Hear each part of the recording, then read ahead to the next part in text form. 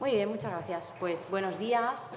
Gracias en primer lugar por la invitación al director del museo, Rafael Sabio, y a Juan Pinedo por esta invitación, por darnos el regalo de formar parte de este plantel de especialistas. Tanto en mundo fenicio como en arqueología subacuática. Nosotros trabajamos fundamentalmente en el ámbito fenicio, pero es verdad que toda persona que trabaja en el ámbito fenicio tiene que familiarizarse con el mar, lógicamente, con la costa, y también con el mundo de los metales y de la metalurgia. Nosotros hemos tenido...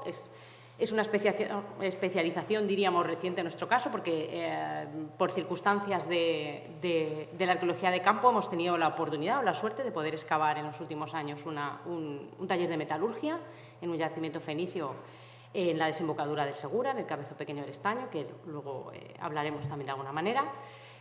Y también, de alguna manera, felicitarnos como investigadores que somos del ámbito del mundo fenicio y que trabajamos sobre uno de los ámbitos que estudiamos geográficos es el sureste, pues felicitarnos por la exposición que va a venir, que además ya hemos abierto boca con las fotografías de Juan, y también pues no dejar de agradecerle su generosidad, porque toda esta información que los que nos dedicamos al mundo fenicio llevamos esperando mucho tiempo, pues por fin... Ya teníamos, bueno, algunas cosas publicadas, pero por fin va a estar al alcance de un público más amplio y desde el punto de vista de los investigadores, pues vamos a poder ir un poquito más allá con estos materiales que son impresionantes, como ya han ido pudiendo ver.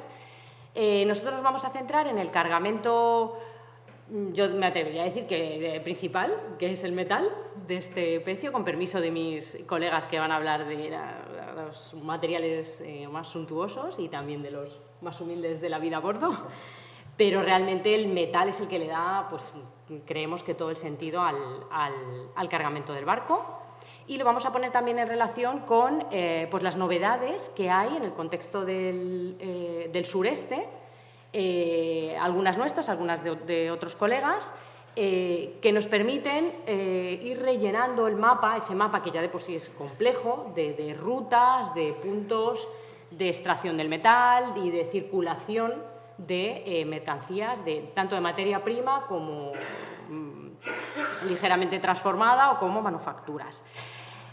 Cuando uno piensa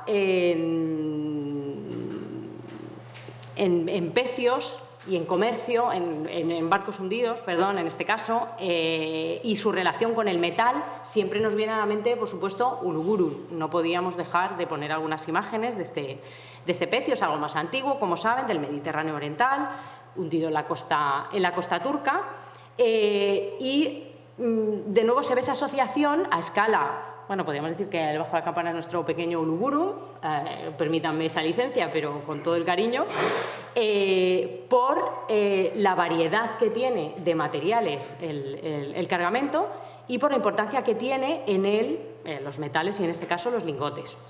En el caso del pecio del Ulugurun, ya saben, lo que contenía apunta a unas rutas comerciales pues de ese ámbito del Mediterráneo oriental, con materiales tanto del ámbito micénico como anatólico y también de la costa sirio-cananea.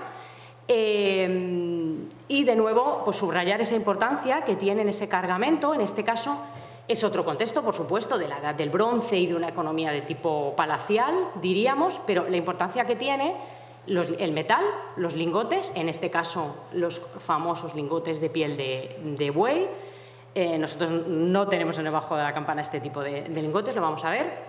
Y, por supuesto, también que hay una contabilidad, que eso lo vamos a ver sobre todo con el trabajo de la profesora Arévalo, el tema de los ponderales, si hay unos pesos y unas medidas es porque hay un control y, por lo tanto, una contabilidad de lo que se lleva en la embarcación. Todo eso tenemos que pensar en otra escala y, desde luego, para circuitos y un contexto de principios del hierro, que es lo que tenemos en el caso del Bajo de la Campana. Y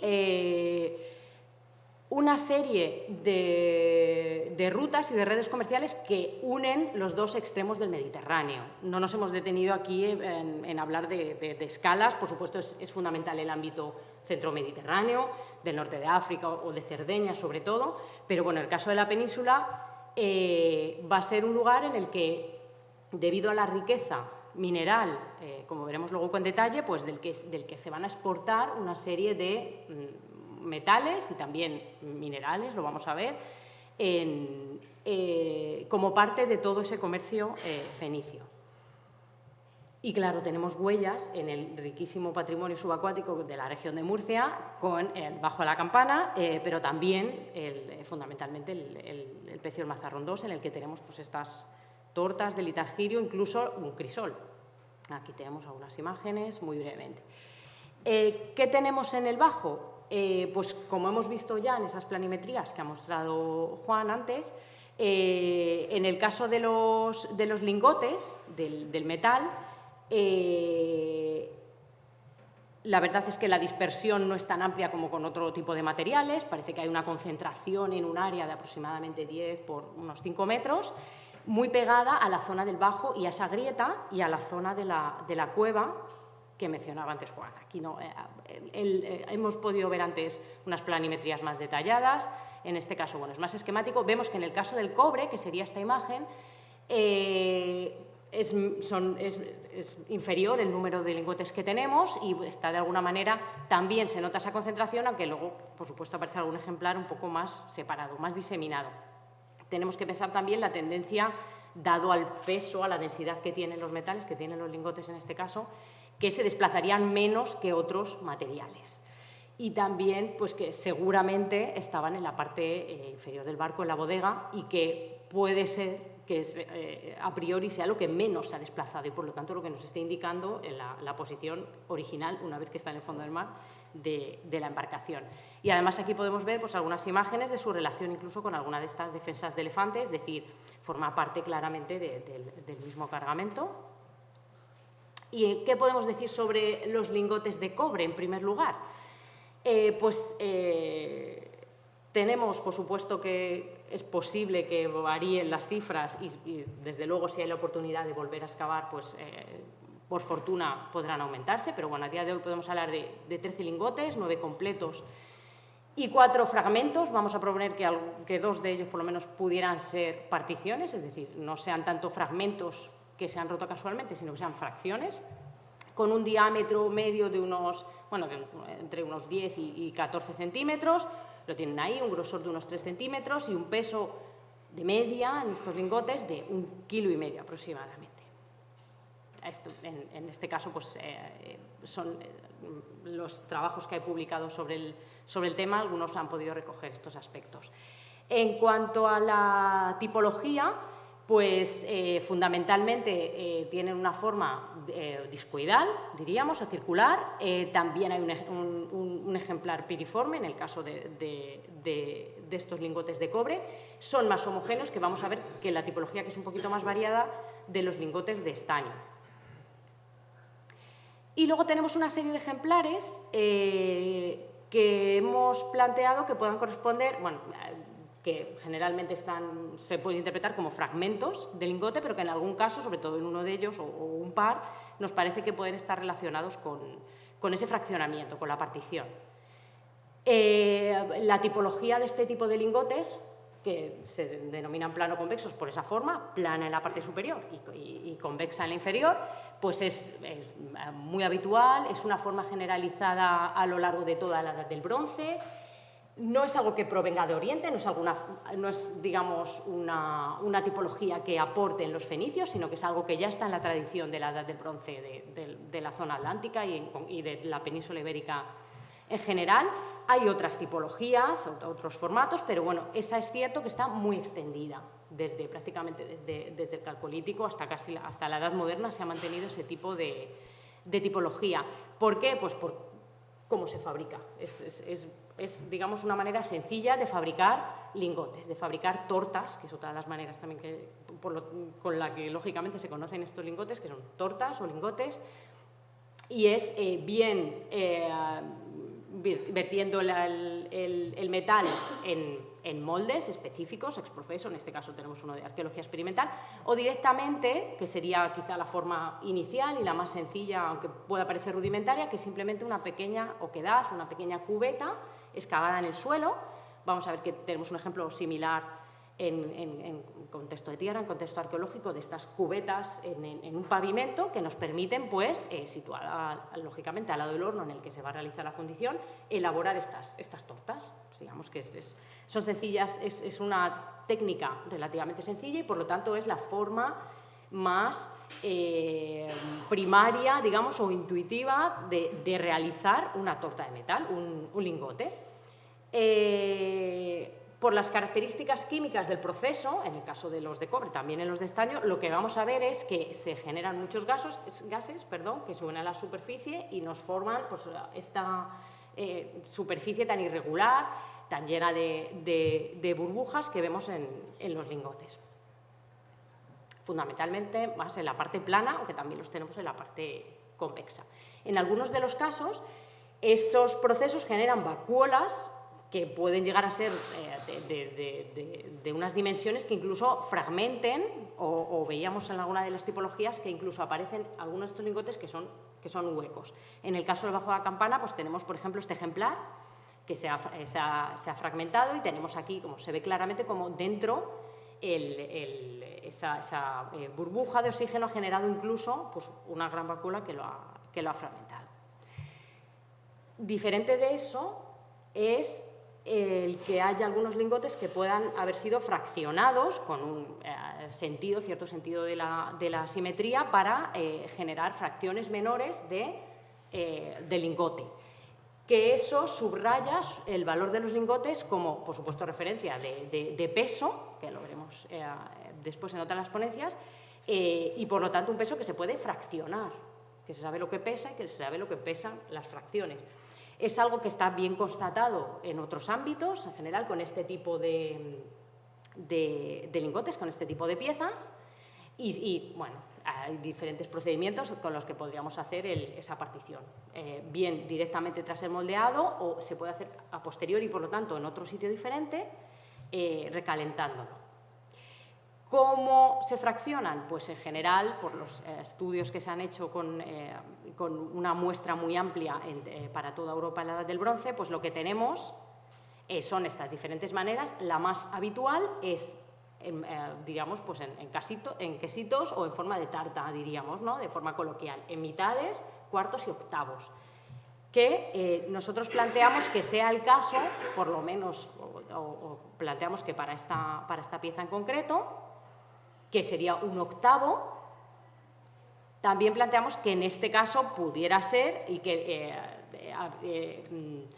bien estar muy afectada esta pieza en concreto y muy erosionada, o que pudiera haber sido objeto de una segunda partición de ese octavo, dado que recuerda también la forma a un lingote, en este caso de plata, que tenemos en la Rebanadilla, en la bahía de Málaga, para contextos más antiguos, fenicios, pero bueno, que viene a ser un poco esa misma idea de que se están fraccionando estos lingotes originales.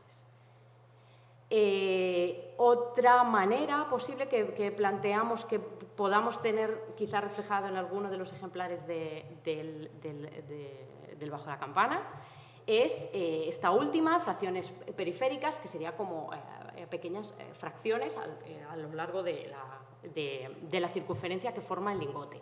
Tendríamos estos ejemplares que en algunos de los casos puede apuntar a una de esas vacuolas que se ha podido romper, pero es verdad que a veces vemos tantos de estos fraccionamientos siempre con una forma semiesférica que pudieran recordar a esos otros lingotes para otros ejemplos que tenemos en los que se ha fraccionado de forma periférica. Bueno, son propuestas que es un estudio que está en curso, tenemos que ir confirmándolas. En todo caso, eso nos habla no ya de la importancia del cargamento de los lingotes, sino que algunos tendrían ya una cierta vida, ¿no? Digamos, ya se habrían utilizado para fraccionarlos. En el caso de los lingotes de estaño, que son mucho más numerosos, están concentrados en esa zona que veíamos y que también nos ha explicado la excavación Juan en la anterior ponencia, y a día de hoy, por supuesto, son cifras que van a variar. tendríamos unos 172 lingotes, incluidos fragmentos.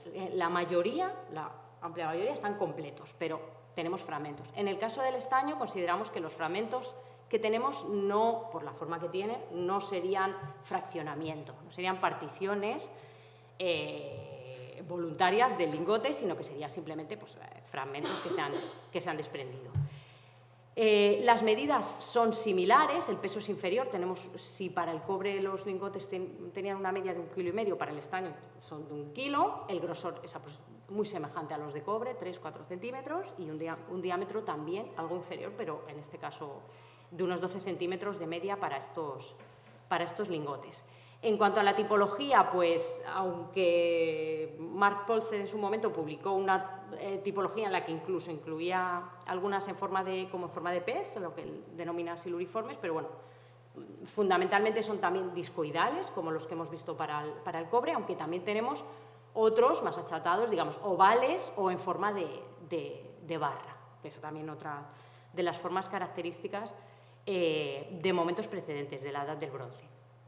Y de ahí el traer, en este caso, es un pecio del sur de Inglaterra, de la zona de Devon,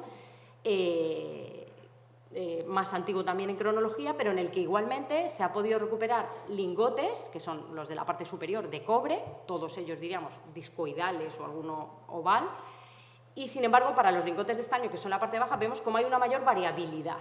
El estaño no está tan extendido, ni sus mineralizaciones, ni su metalurgia, y por lo tanto, bueno, parece que hay mayor variabilidad a la hora de hacer los lingotes. Y como los lingotes tipo barra, o también fusiformes, pues son bastante habituales.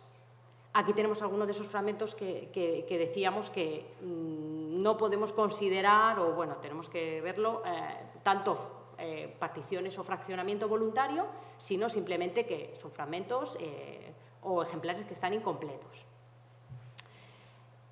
No menos importante que los lingotes, aunque parezca mentira, es el mineral que transportaba el barco y que se ha podido cuantificar que pesaría aproximadamente 1 tonelada.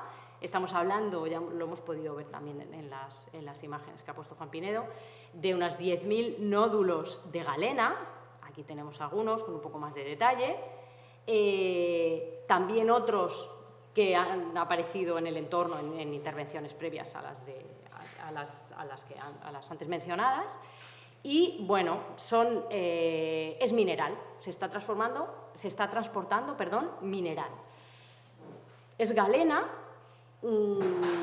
pero no es galena argentífera con un contenido de plata que podamos considerar que merece la pena ser explotada, sino que lo que se plantea en estos casos es que sea una galena para la explotación del plomo. Es lo que generalmente se plantea. Claro, pero eso surgen preguntas, porque el plomo, realmente no tenemos tantos objetos de plomo en el ámbito fenicio como para explicar este movimiento de galena. Entonces, bueno, es una de las que diferentes investigadores del ámbito fenicio y dedicados específicamente a la metalurgia se plantean. Es una de las dudas que tenemos en el aire. Tanto en el Bajo de la Campana, que tenemos esa tonelada de galena, como en Mazarrón 2, donde tenemos esas tortas o lingotes de litargirio, que es óxido de plomo, es decir, es un derivado de la copelación de la plata, que también se está comercializando. También en yacimientos del sureste fundamentales como Abdera, porque sería seguramente la salida o el puerto de referencia fenicio para las minas de Gador y Herrerías, ya veremos la importancia que tiene estas minas. Nosotros en las investigaciones el cabezo pequeño del estaño, que luego vamos a ver con un poco de detalle, o la Fonteta, estos últimos, cabezo pequeño del estaño y la Fonteta, ambos asentamientos fenicios en la desembocadura del Segura y por lo tanto con un vínculo con toda esta zona y con el pecio del Bajo de la Campana. Si bien por cronología, bueno, estaríamos más hacia la Fonteta que hacia los contextos que tenemos nosotros en el cabezo del estaño, que son más antiguos. En todo caso, ¿qué se está haciendo con esta galena? ¿Por qué está viajando esta galena? ¿Por qué merece un cargamento de 1 tonelada mínimo que tenemos en el caso del Bajo de la Campana? Son, bueno, preguntas que hoy como digo, se plantean los investigadores. En el caso, por ejemplo, de las investigaciones de la metalurgia en la Fonteta, Martina Renz y colegas se plantean que ese plomo se esté utilizando para segundos refinados, procesos de refinado para obtener plata, bien de la propia galena o bien el plomo para nuevos procesos de copelación, o incluso para poder beneficiar la plata de minerales que no tenemos bien constatados que se extraiga de ahí la plata, pero que hay sospechas, porque suelen aparecer en esos contextos, como minerales cuproargentíferos. En todo caso, el hecho de que tengamos la galena, aunque esté prácticamente desprovista de plata, no tiene que hacernos olvidar en toda esta ecuación la presencia de la plata y la importancia de la plata, que es un objeto fundamental para el comercio fenicio. En cuanto a las procedencias, muy brevemente, los estudios analíticos que se han hecho y que en los últimos años la verdad es que ha habido una profusión de publicaciones sobre los orígenes de los metales en el ámbito fenicio, dado la gran información que nos da, que nos dibujan mapas cada vez más completos en algunos aspectos. En el caso del cobre, pues hay hasta 8 procedencias, pero bueno, fundamentalmente peninsulares. Las extrapeninsulares son, de estos lingotes que tenemos, habría cobre procedente de Chipre, también de Cerdeña, que siempre, como he dicho, en este mapa del mundo fenicio es fundamental. Y dentro de las procedencias peninsulares podríamos diferenciar dos grandes ámbitos, ¿no? El sureste y el suroeste, simplificando mucho la zona tanto de Huelva, Río Tinto, como la zona algo más al norte de Osa Morena. El estaño, sin embargo, parece tener dos procedencias, una, digamos, claro, muy amplia, del noroeste peninsular, digamos, y norte, todo el ámbito cantábrico, y también una parte del suroeste, de la zona de Osa Morena, que correspondería a dos depósitos. Y la galena, y por eso he hecho ese pequeño aviso antes con la ciudad de Abdera, en Almería, de Adra, la actual Adra, la galena procedería de sierras del entorno de Almería, del entorno además de la capital de Almería, en este caso, de Gádor y de la Sierra La Milla. En todo caso, tampoco debemos tomar los estudios de las analíticas de isótopos del plomo de estos metales como una verdad absoluta, dado que no siempre se conocen todas las mineralizaciones, entonces a veces el mapa va cambiando, también puede haber alteraciones isotópicas, depende también del tipo de muestra que hayamos tomado. Y luego hay otra publicación, además de esa inédita, pero que recoge Paulsen en un trabajo del 2014, otra de Mederos y colegas en el año 2017, en el que para el estaño, en este caso, los isótopos dan un origen de nuevo, de los pedroches, es decir, esa zona que hemos dicho de Sierra Morena, del suroeste, y también, bueno, se pone en duda o se deja la puerta abierta a que parte de este estaño pudiera ser efectivamente del noroeste peninsular. Aquí tenemos pues, algunas de estas imágenes de las analíticas. Por lo tanto, pues tenemos esas dos zonas dentro del suroeste de las que vendría el cobre de los lingotes. También tenemos estaño del suroeste, ese estaño de un noroeste-norte peninsular muy genérico. Y lo que comentábamos muy concreto, y es que la galena sí que tiene una sola procedencia, que es el ámbito de la zona de Almería, las sierras de Gádor y de Alamilla. Todo esto nos conecta los dos ámbitos fundamentales que conecta la península ibérica, que es todo el ámbito atlántico, con toda la tradición de la Edad del Bronce, con todo el ámbito mediterráneo y de circuito protagonizado ya a partir de la Edad del Hierro por el mundo fenicio. Y de todo ese comercio con el noroeste de la península, pero también puede ser que con las Islas Británicas, y de nuevo hay información en los pecios mencionados que arrojan luz sobre eso, de que incluso se esté pues, el comercio fenicio, las rutas comerciales fenicias, estén llevando estaño de todas estas procedencias hacia el Mediterráneo. Aquí tenemos algunos de los lugares con mineralizaciones de estaño y cómo incluso se están documentando ya estaños del occidente europeo en zonas del Próximo Oriente. Y bueno, aquí tenemos algunas de las mineralizaciones que cada vez se van conociendo mejor, con más detalle, esa zona de posibles explotaciones de estaño, no solo ya en el norte o en el noroeste, sino incluso en zonas hacia el Tajo, y por ejemplo la mina de San Cristóbal en Logrosa, en la provincia de Cáceres, donde sabemos que se está explotando el estaño ya desde bronce final.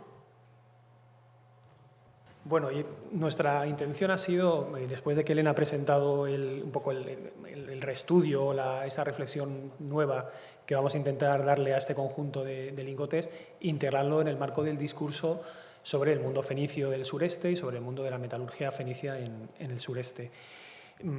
La primera puntualización que quiero hacer es que vamos a utilizar como ejemplo un yacimiento que estamos excavando en la actualidad, llevamos ya unos cuantos años excavando, y del que su topónimo puede llamar a engaño. El cabezo pequeño del estaño, ese estaño no tiene nada que ver, aunque mucha gente lo sabía, pero lo digo por si alguien no lo sabía, ese estaño no tiene nada que ver con el metal, ¿no? Parece que hablamos de estaño y un yacimiento que es el cabezo del estaño.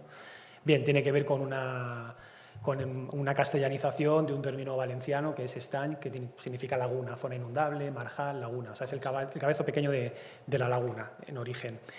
Bueno, la idea, como les decía, era situar todo este contexto que estamos viendo desde primera hora de la mañana, ligado con el paisaje, con este paisaje marítimo-cultural, con esa idea del pecio y de todo el material fundamentalmente metálico, era ponerlo en relación con el registro que tenemos en tierra.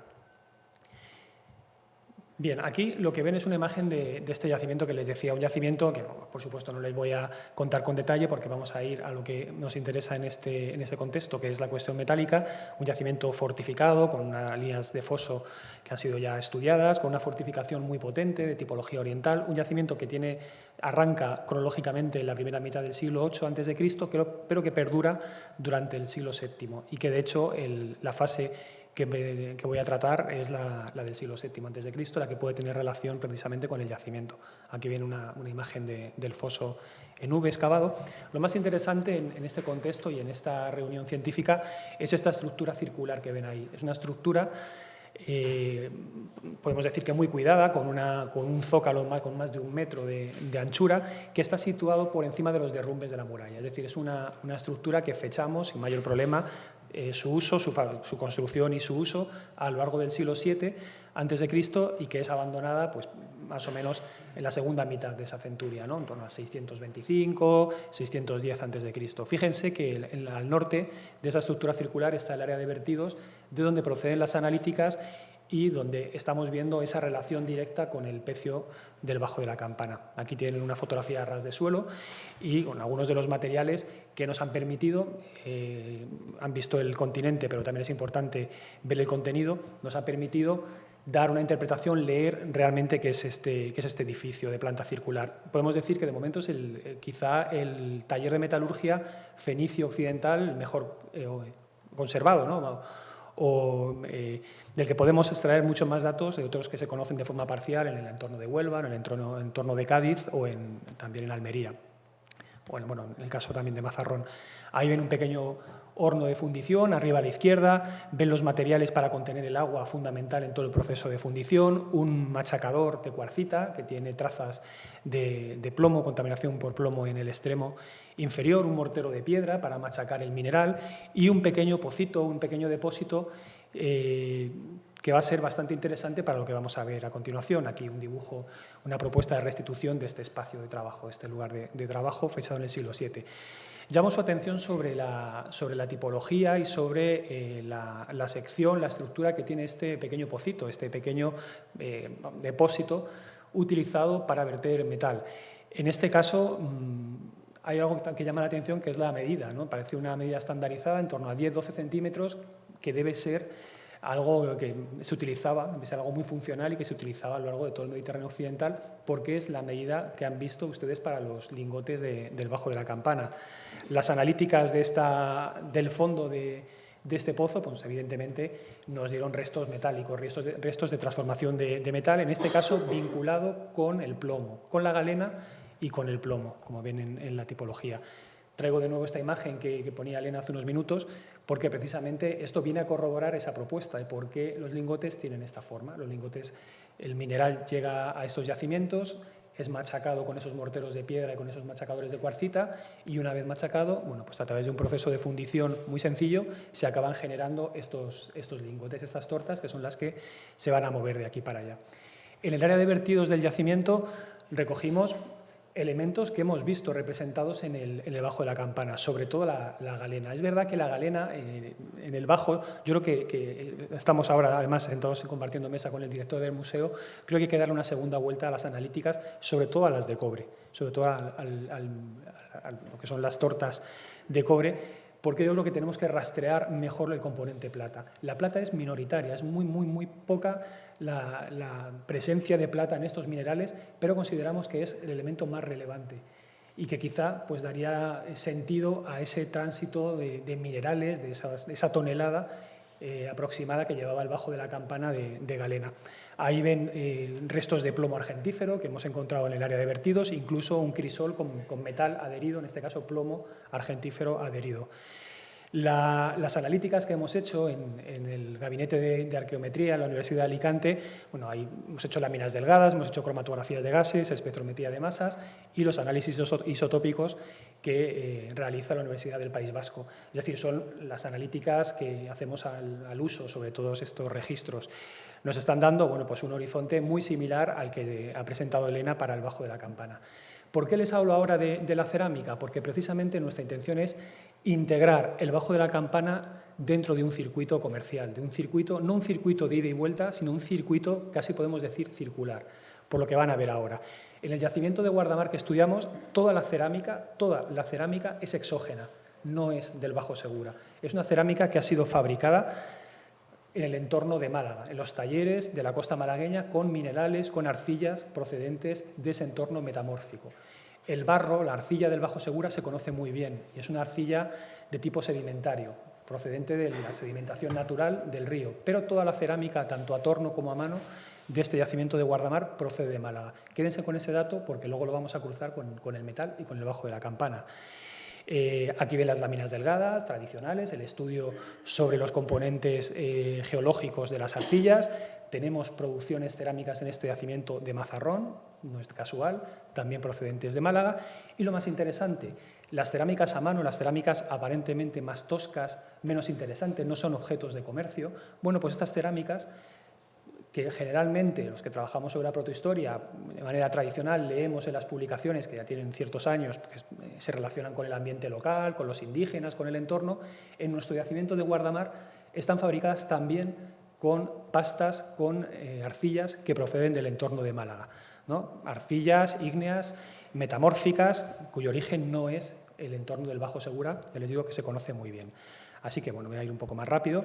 El crisol, que sería un elemento intermedio que veían antes la imagen, la pasta de este crisol es una cerámica a mano. La pasta, ven ahí ese color rojizo que reconocemos en todo el material fenicio malagueño, es una pasta, de nuevo, que viene de esa zona, que viene del entorno del complejo Alpujarride, del entorno de Granada, del entorno de Málaga y con esas pastas metamórficas, que lleva en este caso adherido plomo y plata. No hay duda de que se trata de un crisol.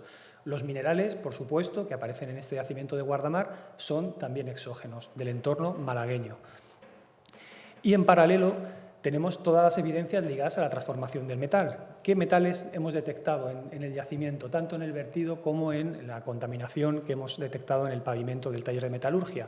Galena plúmbica, galena argentífera, incluso algunos elementos que son muy llamativos. La presencia en estas galenas y en este plomo argentífero de plata, pero también de lantano y de cerio, tierras raras que son propias del entorno de Mazarrón. O sea, tanto la cerámica que hemos visto se fabrica en el entorno de Mazarrón o en el entorno de Málaga, y tanto el mineral como el metal aparece en este yacimiento de Guardamar procedente, curiosamente, de estos dos mismos sitios. En el Cabezo Pequeño del Estaño hemos podido reconstruir todo el proceso de fabricación de plata, de copelación de plata. Ahí tienen un poco lo que sería la cadena de trabajo, y lo que ven rodeado con un cuadradito de color azul es lo que hemos podido detectar a partir de evidencias arqueológicas en este yacimiento. Ya para concluir, un poco vincular por qué les hemos traído este yacimiento del Cabezo Pequeño del Estaño en este en esta reunión científica sobre el Bajo de la Campana, porque precisamente lo uno le va a dar sentido a lo otro. La ubicación del pecio en ese circuito comercial que presentaba Felipe Cerezo esta mañana, que lo veíamos muy bien ilustrado, va a tener una relación directa con este pequeño yacimiento que tenemos en tierra, muy fortificado. Consideramos además que la fortificación lo que está protegiendo es la propia tecnología. Pensamos que es quizá el valor más importante que tiene esta fortificación, pero fíjense aquí que en el entorno del yacimiento apareció hace unos años en un hipogeo, muy cerquita, a apenas 800 metros del yacimiento que les presentamos, apareció esta torta de plomo, este lingote de plomo de Cabezolucero que tenemos actualmente en estudio, que es exactamente igual en cuanto a, al menos tipología, a los que aparecen en el pecio Mazarrón 2 que tenemos además en este mismo edificio.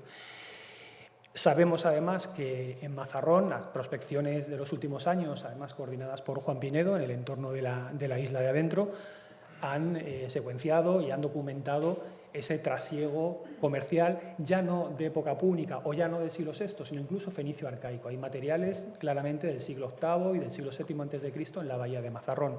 Recuerden además que en la punta de los Gavilanes, el equipo de la Universidad de Murcia, el equipo dirigido por la profesora Mila Ros, ya viene documentando también desde época fenicia transformación de metal.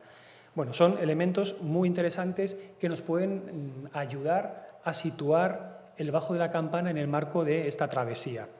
Si sumamos toda la información de todos los pecios del sureste, tanto los de Mazarrón como el Bajo de la Campana, podemos reconstruir prácticamente toda la cadena operativa, ¿no? Desde la extracción tenemos evidencias, y hablo de evidencias arqueológicas materiales de la extracción de mineral, por ejemplo la galena. Tenemos evidencias de la transformación, porque hay lingotes que ya han pasado al menos un proceso de transformación. Incluso tenemos manufactura, ¿no? Los tineaterios o la cama, el lecho de bronce que se conoce bien procedente del Bajo de la Campana. ¿Cuál sería la conclusión? ¿Cuál sería un poco el remate final que les presentamos a partir de todo esto? De este pequeño recorrido a través de la carga tanto de mineral como de lingotes del Bajo de la Campana y de este yacimiento, de este espejo en tierra del pecio. Bueno, pues precisamente intentar darle sentido desde el punto de vista histórico, que es lo que nos tiene que preocupar a todos y a todas. Nos tiene que preocupar que estudiamos a personas y que necesitamos cruzar todos los datos, ¿no? Trabajar en este marco interdisciplinar. Lo que ven ahí en rojo, partiendo de las analíticas del Cabezo Pequeño del Estaño de Guardamar, son los lugares de los que la lámina delgada nos sitúa la procedencia de la cerámica.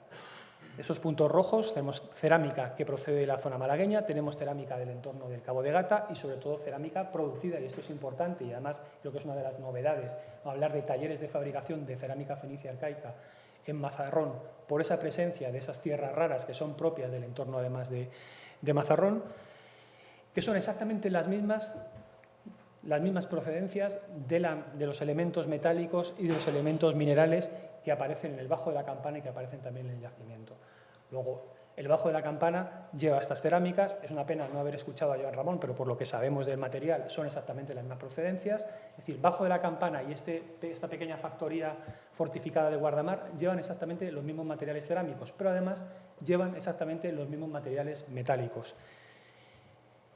Y por eso planteamos que tanto el Bajo de la Campana como este yacimiento guardamarenco se tienen que situar dentro de un mismo circuito, dentro de una misma cadena, que además, si a esto le sumamos el resto de elementos, como pueden ser los marfiles, lo que nos están dibujando es un panorama, no digo quizá tan cerrado como el que tenemos en el pecio del Uluburum, en el siglo XIII-XII a.C. en Oriente, pero sí que nos permite recuperar, reconstruir lo que sería ese circuito fenicio y darle sentido al porqué de este barco y al trasiego de este barco que planteamos, nos sumamos a lo que ya se ha dicho por otros investigadores, que arrancó probablemente, la procedencia pudo ser el ámbito del Círculo del Estrecho de Gibraltar, no sabemos si Cádiz o Málaga o el norte de África, que recorrió toda esa franja que ven en azul oscuro hasta llegar, al menos hasta Guardamar, quizá, ¿por qué no?, hasta Ibiza. Claro, nos faltan los pecios, falta todavía, ¿no? Esta mañana Felipe decía que falta todavía por investigar, falta por prospectar. Es verdad que estamos en un estadio de conocimiento todavía escaso. Tenemos que conocer mejor sobre todo los fondeaderos, que no están bien estudiados. Pero cuando resulta que en esa caleta, en Ibiza, en el siglo VII a.C., tienen exactamente la misma cerámica a torno y la misma cerámica a mano que tenemos en Guardamar, pues bueno, quizá habría que integrar también en ese discurso y en ese circuito la propia isla de Ibiza. Pero claro, no podemos terminar o no podemos tener una amplitud de miras cerrada y concentrarnos exclusivamente en un circuito del metal limitado al Mediterráneo occidental. ¿Por qué? Es verdad que son imágenes y que es un mapa de yacimientos un poco más antiguos, pero yo creo que es interesante también tener en cuenta este tipo de cosas. Aquí lo que ven son los restos de los últimos análisis isotópicos que los colegas de Israel han venido presentando en diferentes congresos científicos sobre arqueología fenicia o en distintas publicaciones. Y es la presencia de plomo y de plata, pero plomo a veces con un componente plata casi ínfimo, muy pequeño, en los yacimientos del Próximo Oriente. Es interesante porque, fíjense, ahí ven la jarra de Tel Azor o el pequeño tesorillo de Injofez, yacimientos que están ahí en el mapa, que los ven en el ámbito sirio-palestino y en torno a lo que sería el espacio filisteo, la franja de Gaza en la actualidad. Es interesante porque los análisis isotópicos nos dicen que es metal, plata y plomo del sureste y que además están en clara relación con lo que nos están dando las analíticas, perdón, del sureste, las analíticas... Suroeste. Estoy diciendo Estás diciendo sureste y es suroeste. Vale. Bien, ¿qué es lo interesante? Lo interesante de todo esto es que el resultado de estos isótopos, además, hay que situarlos en el espacio y en el tiempo. ¿Por qué? Porque mucho más cerca de estos lugares existen minas, incluso con filones, con plata nativa, como puede ser la Orión en Atenas o como puede ser el Monte Tauro. Entonces, es muy llamativo y quizá, por eso decía que tenemos que rastrear un poco mejor, aunque sean esos contenidos mínimos de plata, tenemos que rastrear mejor en los nuevos análisis de esas galenas, sobre todo esas galenas o ese cobre del Bajo de la Campana. Porque en lugares en lugares mucho más cercanos a minas de plata, con plata nativa, como puede ser Anatolia, como puede ser la provincia de Lática en Atenas, en los yacimientos fenicios, en los enclaves filisteos, en estos yacimientos cananeos, resulta que aparecen plata y plomo, a veces plomo, como ven en el caso de la jarra de Tel Dor, prácticamente sin refinar, de procedencia del ámbito, además, del entorno murciano y almeriense. Entonces, es muy llamativo y quizá, bueno, sobre todo, como ven, lo que les hemos traído son muchas más preguntas, una reflexión que yo creo que ayuda a situar el barco, el pecio, dentro de este recorrido. Y bueno, queremos terminar, además, pues, con una fotografía homenaje a nuestro compañero que nos dejó hace unos meses y que es quizá pues, uno de los padres de esta arqueología guardamarenca, que tiene todavía mucho que decir en el ámbito de los estudios fenicios. Así que nada más, muchísimas gracias.